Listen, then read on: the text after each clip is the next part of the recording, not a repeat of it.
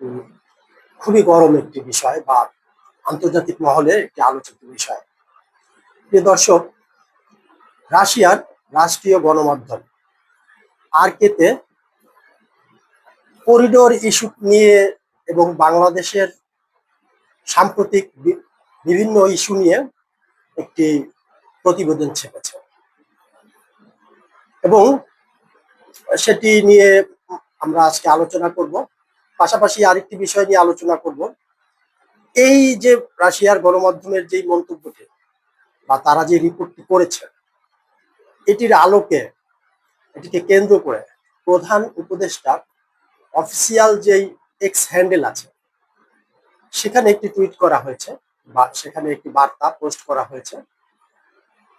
এটি আগে আমরা একটু আলোচনা করব, তারপরে আমরা যাব রাশিয়ার সংবাদ মাধ্যম আসলে কি বলেছে এবং বাস্তবতা কি, এটি নিয়ে আমরা একটা বিশ্লেষণ করার চেষ্টা করবো ইনশাআল্লাহ।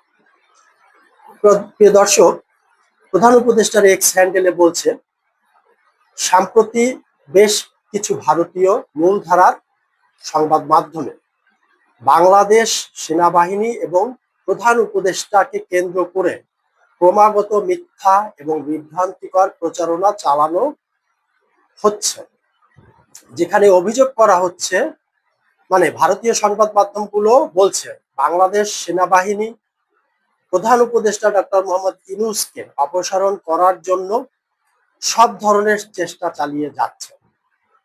ইউনূস ও অন্তর্বর্তীকালীন সরকারকে চ্যালেঞ্জ করার জন্য সাংবিধানিক ফাঁক ফোকর বিবেচনা করছে।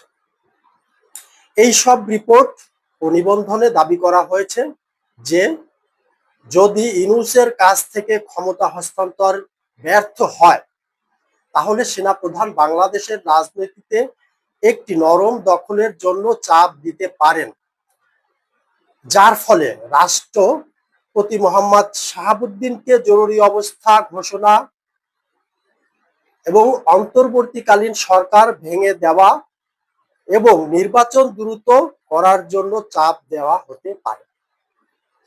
এগুলো ভারতীয় গণমাধ্যমে উল্লেখ করা হয়েছে। এটি বলছে প্রধান উপদেষ্টার এক্স হ্যান্ডেল।